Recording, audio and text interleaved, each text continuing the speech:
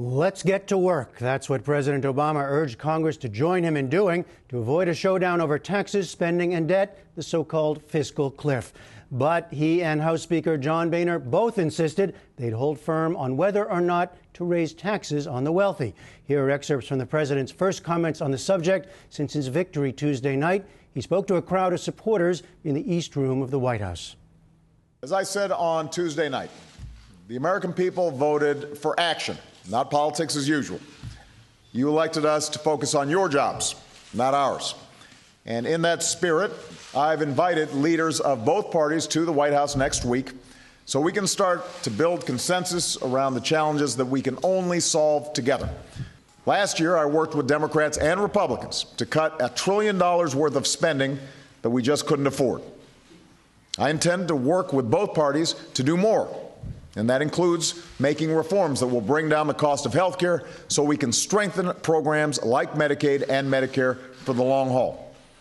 Now, already I've put forward a detailed plan that allows us to make these investments while reducing our deficit by $4 trillion over the next decade. I want to be clear. I'm not wedded to every detail of my plan. I'm open to compromise. I'm open to new ideas. I'm committed to solving our fiscal challenges. But I refuse to accept any approach that isn't balanced. I am not going to ask students and seniors and middle-class families to pay down the entire deficit while people like me making over $250,000 aren't asked to pay a dime more in taxes. I'm not going to do that. And I just want to point out, this was a central question during the election. It was debated over and over again. And on Tuesday night, we found out that the majority of Americans agree with my approach. And that includes Democrats, independents, and a lot of Republicans across the country, as well as independent economists and budget experts. That's how you reduce the deficit, with a balanced approach. So our job now is to get a majority in Congress to reflect the will of the American people. And I believe we can get that majority. I was encouraged to hear Speaker Boehner agree that tax revenue has to be part of this equation. So I look forward to hearing his ideas when I see him next week. And let me make one final point that every American needs to hear. Right now, if Congress fails to come to an agreement on an overall deficit reduction package by the end of the year, everybody's taxes will automatically go up on January 1st. Everybody's, including the 98% of Americans who make less than $250,000 a year. And that makes no sense. It would be bad for the economy and would hit families that are already struggling to make ends meet. Now, fortunately, we shouldn't need long negotiations or drama to solve that part of the problem. While there may be disagreement in Congress over whether or not to raise taxes on folks making over $250,000 a year, nobody, not Republicans, not Democrats, want taxes to go up for folks making under $250,000 a year. So let's not wait. Even as we're negotiating a broader deficit reduction package, let's extend the middle-class tax cuts right now. Let's do that right now. That one step would give millions of families, 98% of Americans, and 97% of small businesses the certainty that they need going into the new year. It would immediately take a huge chunk of the economic uncertainty off the table, and that'll lead to new jobs and faster growth. Business will know that consumers, they're not going to see a big tax increase. They'll know that most small businesses won't see a tax increase. And so a lot of the uncertainty that you're reading about, that will be removed. In fact, the Senate has already passed a bill doing exactly this. So all we need is action from the House. And I've got the pen ready to sign the bill right away. I'm ready to do it. You know, the American people understand that we're going to have differences and disagreements in the months to come. They get that. But on Tuesday, they said loud and clear that they won't tolerate dysfunction. They won't tolerate politicians who view compromise as a dirty word. Not when so many Americans are still out of work. not when so many families and small business owners are still struggling to pay the bills. What the American people are looking for is cooperation. They're looking for consensus. They're looking for common sense. Most of all, they want action. Later, presidential spokesman Jay Carney said Mr. Obama would veto any bill that extended tax cuts for families earning $250,000 a year or more. Earlier in the day, House Speaker John Boehner staked out his position on the same subject. On Wednesday, I outlined a responsible path forward to avert the fiscal cliff without raising tax rates. About 24 hours after I spoke, the Congressional Budget Office released a report showing that the most harmful consequences of the fiscal cliff come from increasing tax rates. According to Ernst & Young, raising the top rates would destroy nearly 700,000 jobs in our country. The members of our majority understand how important it is to avert the fiscal cliff. That's why the House took action earlier this year to replace the sequester with other types of cuts. And it's also why, over the summer, we passed a bill to extend all of the current tax rates for 1 year so that we had time to overhaul our tax code. And it's why I outlined a responsible path forward where we can replace the spending cuts and extend the current rates, paving the way for entitlement reform as well as tax reform with lower rates. Now, 2013 should be the year we begin to solve our debt through tax reform and entitlement reform.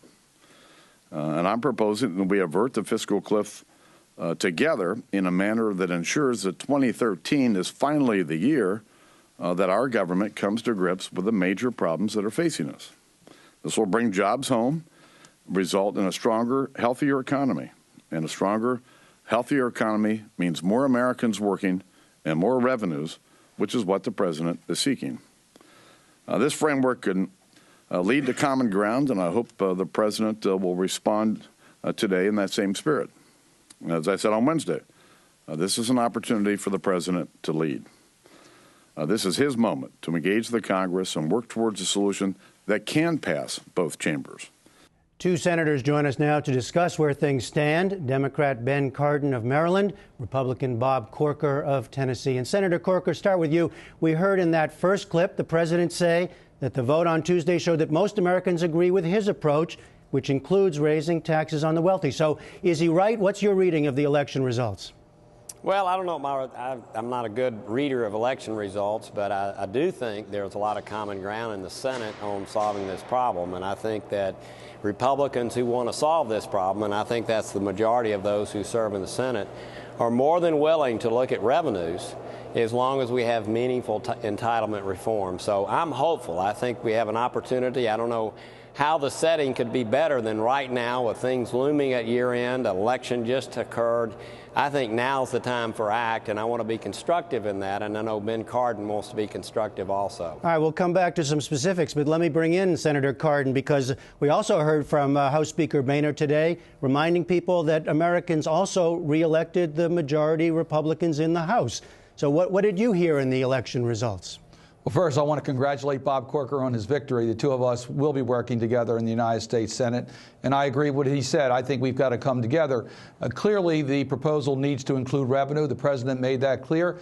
Speaker Boehner indicated that he's open to revenues. It's got to be real. What Democrats and Republicans said during this election is that we want to make sure that we protect the middle class. We want to make sure that we have a real plan to reduce the deficit. We want to make sure that we invest in job growth. And to do that, we have to have a fair system. And yes, the wealthy are going to have to pay more. We need to eliminate these loopholes. I think the president's right on the rates over $250,000. But that's an issue that we can sit down, work together. We've got to do it in a constructive manner and reach predictability and a real plan. Well, so Senator Corker, where is the movement on revenues? Because you both talked about revenues, but we also heard Mr. Boehner talk about not raising rates. So is there some sort of compromise in the difference between the term rates and revenues?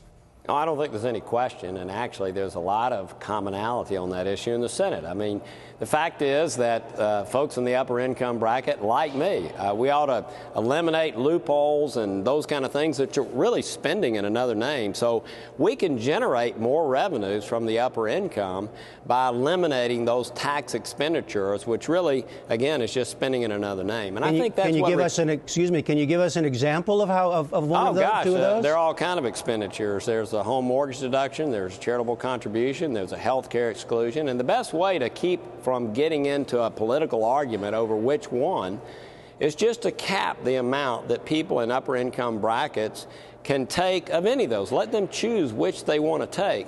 But there's been a lot of discussion in the Senate over this, and I think a lot of people have come together saying, hey, that's a pro-growth way of generating revenues from upper income citizens, because what it means is those people who file their income taxes through LLCs and sub-S's, at the business level, their rate is actually the same or lower, but on the personal level, when they're making those decisions about these other things I just mentioned, they make those decisions knowing that those loopholes are closed. So it would drive business, but it would also generate revenues, which would help solve the problem that Ben and I have been working on for the last couple of years. But to make that happen, it has to be coupled with real entitlement reform. And I've said from day one, it's not the revenue issue that's the problem.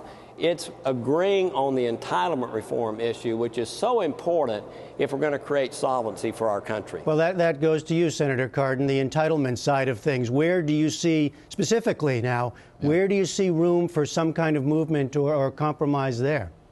First, let me agree with Senator Corker in that it's not right for millionaires and billionaires to pay effective tax rates at 10 or 15%. When a laborer working 40 hours a week is paying it at 28%. So I think we can find some common agreement to make sure that everyone is paying their fair share of taxes. We can close some of these loopholes. I also think we need to take a look at rates. On entitlement reform, we've already started down that path with the Affordable Care Act, Obamacare.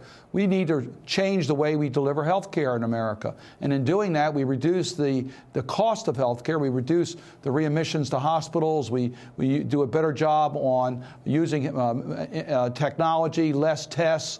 We manage the more complicated medical interventions. We reduce hospital infection rates. There's a lot of ways that you can reduce health care costs. By reducing health care costs, we reduce Medicare costs and Medicaid costs. That's the way to do it. And I think we have to enforce those types of delivery system reforms. And I think Democrats and Republicans are prepared to do that. I agree with Senator Corker. We need to combine revenues with real savings in spending. And that means, yes, we have to have reductions in the growth rate of health care costs. Well, Senator Corker, you know, we are talking, you're both in the Senate chamber, but do you see these kinds of, the kinds of things you're talking about specifically on the revenue side? Do you really feel that there is that potential for movement in the House? Because, I mean, do you hear that in the language of Mr. Boehner and others today after the election? I do, and I really do. Now, at the end of the day, you know, Ben and I serve in the Senate, and I've spent a year crafting a plan that goes into every detail of how I would propose to fix Medicare, Social Security, Medicaid, Highway Trust, all of those things. But at the end of the day, the only two people that are going to make this happen before year end, even though Ben and I may weigh in at some point, and I know we will, and I know we are right now behind the scenes, but the only two people that can make this happen and have a result by year end are the President and Speaker Boehner.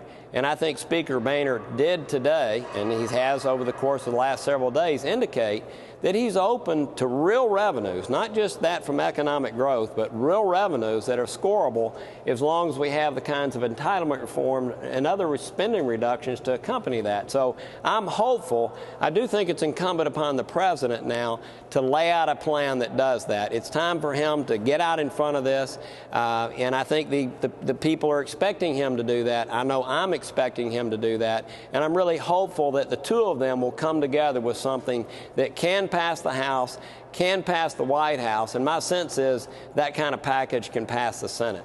You know, Senator Cardin, I have heard some scenarios from folks on the liberal side, if there is more resistance, the suggestion of, you know, no deal, of just sort of go over the cliff, of let all the tax cuts expire, let everyone's taxes go up, and then everybody votes on bringing the middle class and lower income tax cuts back down. That would get to where the president wants, I guess. That's one scenario I've heard. What do you think of something like that?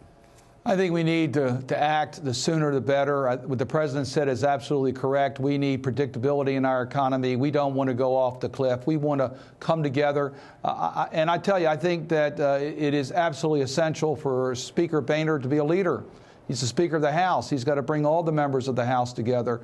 He's going to have to show that he can bring his caucus and the Democrats together in the House to a proposal that can not only pass the House, but can pass the Senate and be signed by the president. We're willing to sit down and work during the lame duck session to move as far as we possibly can. I think the president's absolutely right. Let's give some predictability to our tax code in the month of November and December. Let's not wait to 2013. We can get some of the work done right now. So you have your sense is that Americans can feel a little better after this election, that something might happen?